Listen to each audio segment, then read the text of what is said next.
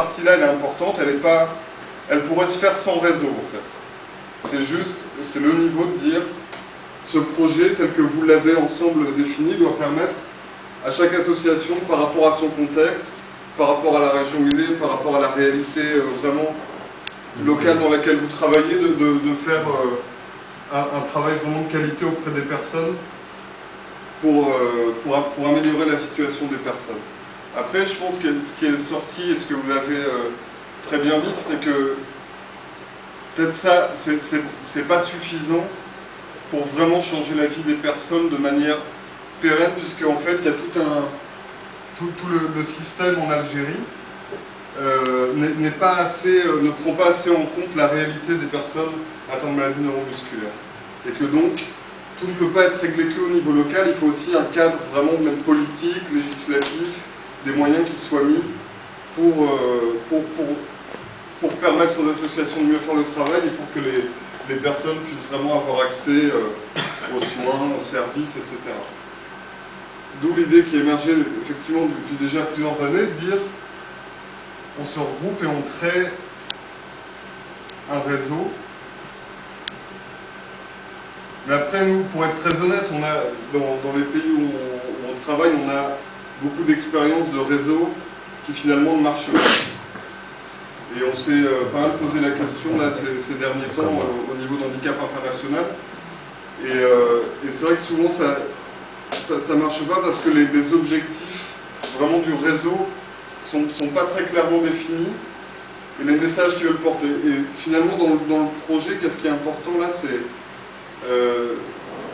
de dire que le réseau, c'est lui qui doit permettre de vraiment relayer les messages au niveau national aussi pour faire changer l'ensemble du système, parce que chaque association toute seule a énormément de travail déjà, je pense, avec ce qu'elle fait, et que c'est difficile pour une association toute seule de relayer des messages au niveau national et de faire changer les choses, et que ça, vraiment, on n'arrive à le changer que quand on est unis en fait.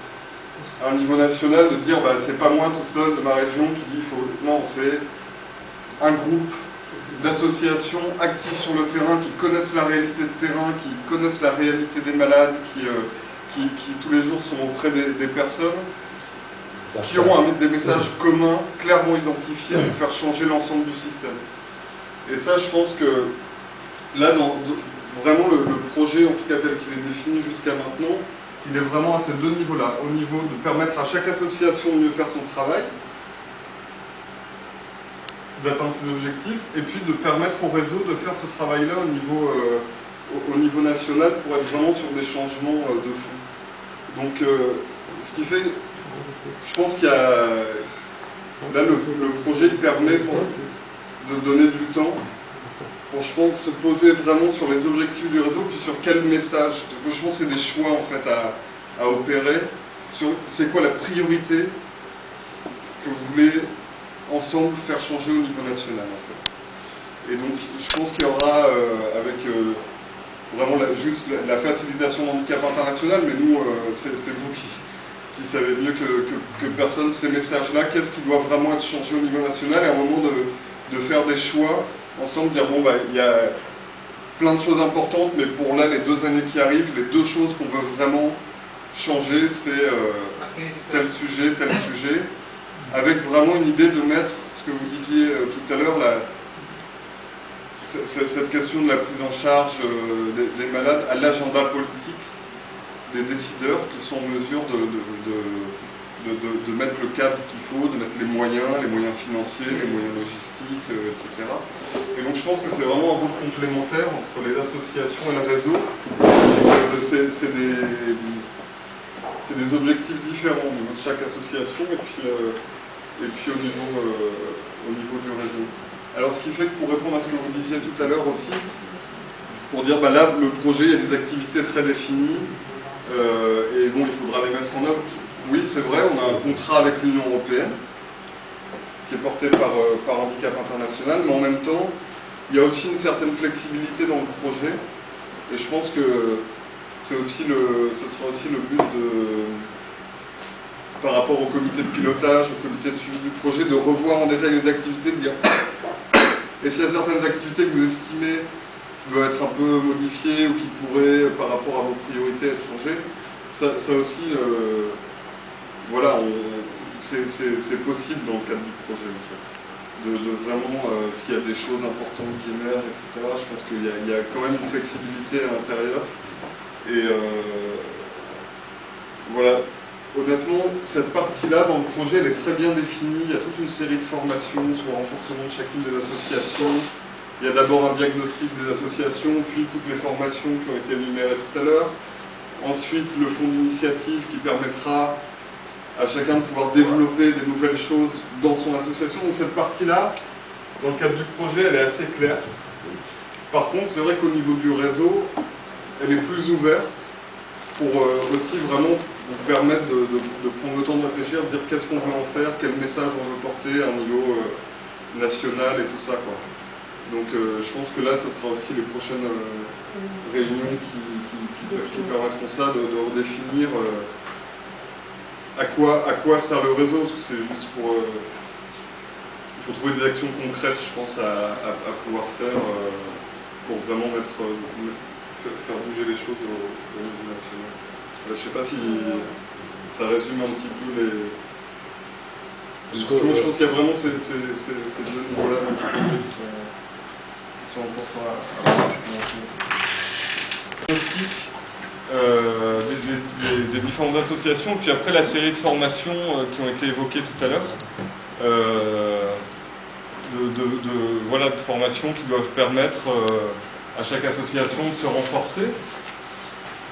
Et puis il y a un gros moment aussi qui sera, ici je suis désolé, je n'écris pas très bien, le lancement du fonds d'appui, qui est un fonds qui permettra à chaque association aussi de développer des projets qui seront définis avec un petit document de projet. Enfin voilà, donc c'est aussi une grosse étape, un gros bloc du projet dans l'ensemble.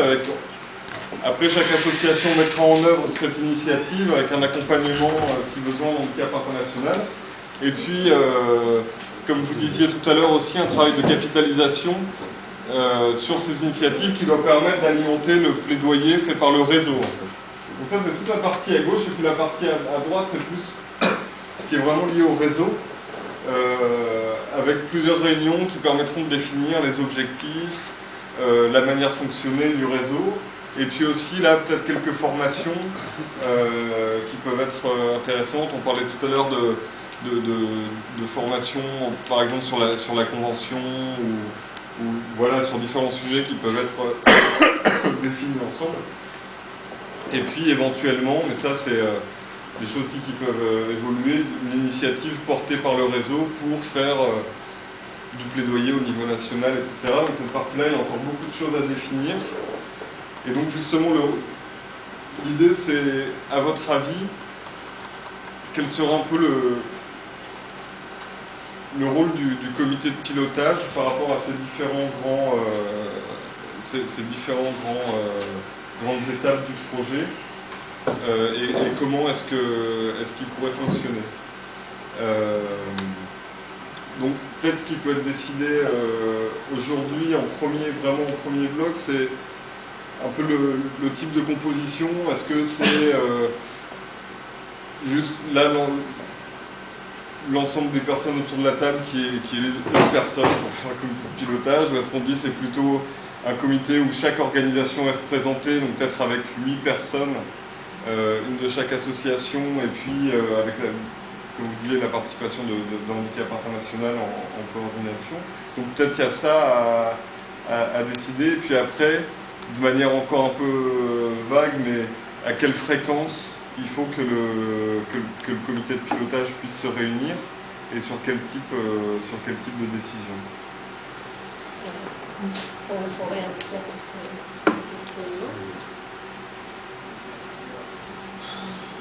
Alors déjà par rapport à la composition du comité de pilotage, je ne sais pas ce que vous en pensez.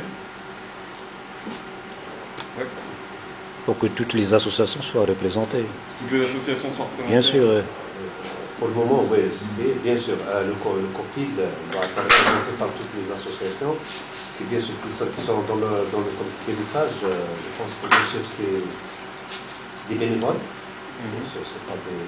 Bon, mais dans le COPIL, il y a au moins un chef de projet